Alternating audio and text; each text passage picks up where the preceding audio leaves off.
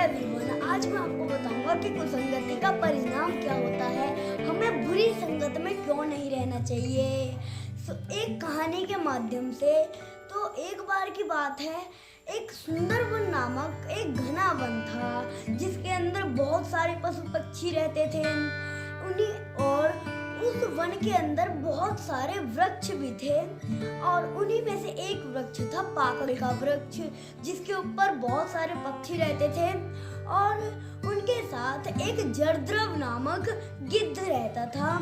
और जो गिद्ध था वो अंधा था। अंधा होने के कारण वह शिकार करने या फिर खाना ढूंढने नहीं जा पाता था। और इस वजह से जो सारे पक्षी थे, उस पेड़ पर रहने वाले जितने पक्षी थे, अपने भोजन में से कुछ भोजन उस अंधे गिद्ध को दे दिया करते थे।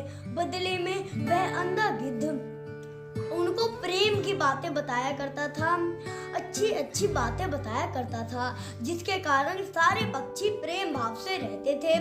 वह सारे पक्षी झगड़ा नहीं करते थे। और एक दिन एक बिलाव आ गया उस सुंदर वन में एक दिन बिलाव आ जाता है और वह पाकड़ी के वृक्ष पे चढ़ जाता है। अब पाकड़ी के वृक्ष पर वह एक घोंसले को देखता है जिसके अंदर पक्षियों के बच्चे खेल रहे होते हैं। वह बिलाव उन पक्षियों के बच्चों को खाने जाता है। जैसे ही वह खाने जाता है, वहीं पर ही सारे पक्षियों के बच्चे ची ची करने लगते हैं, जिस वजह से उन बच्चों की आवाज उस गिद्ध के पास पहुंच जाती है। तो वह गिद्ध गुस्सा हो जाता है और कहता है कि कौन है वहाँ। अब यह सुनते ही बिलाव डर जाता है और वह सोचता है कि कहीं इनको खाने के कारण मैं अपनी जान न गवा दूं, क्योंकि उसे गिद्ध की शक्ति का अंदाजा था। इसलिए वह उस गिद्ध के पास जाता है और कहता है, मैं एक बिलाव हूँ। और वो गिद्ध कहता है कि तुम यहाँ क्या करने आए हो। तो वह बिलाव कहता है कि मैं यहाँ पर आपसे प्रेम की बातें सुनने आया हूँ। अब गिद्ध कहता है कि यहाँ पर बहुत सारे पक्षियों के बच्चे रहते हैं और अगर तुम चाहते हो कि मैं तुम्हें प्रेम की बातें सिखाऊं तो तुम्हें इन सारे पक्षियों के बच्चों को नहीं खाना है। बिलाव सोचता है कि कुछ दिनों तक मैं पक्षियों के बच्चों को नहीं खाऊंगा, लेकिन फिर बाद में मैं इनको खाने लगूंगा, क्योंकि यह गिद्ध तो अंधा है, यह थोड़ी देख पाएगा कि मैं पक्षियों के बच्चों को खा रहा हूँ या फिर नहीं। तो बिलाव कहता है, ठीक है, मैं पक्षियों के बच्चों को नहीं खाऊंगा और वैसे भी मैं गंगा में स्नान करता हूँ, मैं मांस नहीं खाता हूँ। अब यह बात जब गिद्ध सुनता है तो गिद्ध भी उस बिलाव से मित्रता कर लेता है।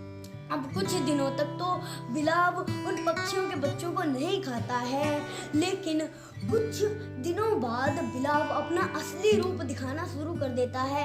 वह पक्षियों के बच्चों के घोंसले के पास जाता और वहाँ पर उनको खा लेता।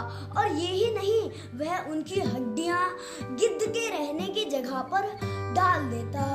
अब बेचारा गिद्ध तो अंधा है, वह क्या जान पाता कि बिलाव ही सारे पक्षियों के बच्चों को खा रहा है। लेकिन एक दिन सारे पक्षी देखते हैं कि हमारे बच्चे गायब होते जा रहे हैं। अब वह सोचते हैं कि हमें यह देखना पड़ेगा कि कौन हमारे बच्चों को खा रहा है। तो यह ढूंढने के लिए वह सुंदर वन में यह देखने लगते हैं कि कौन हमारे बच्चों को खा रहा है। अब देखते वह गिद्ध के रहने की जगह पर पहुंच जाते हैं। अब वहां पर पहुंचने के बाद उस जगह का नजारा देख करके वह चौंक जाते हैं और यह सोचते हैं क्योंकि गिद्ध ही हमारे बच्चों को खा रहा है। देखो, बच्चों की हड्डियां भी यहाँ पर रखी हुई हैं। अब वह पक्षियां जैसे ही यह देखती हैं तो फिर वह उस गिद्ध को मार देते हैं। बिलाव यह जानता था कि अगर मैं यहाँ पर रहूंगा तो फिर मेरी जान को खतरा हो सकता है, इसलिए वह उस सुंदर वन से पहले ही भाग जाता है।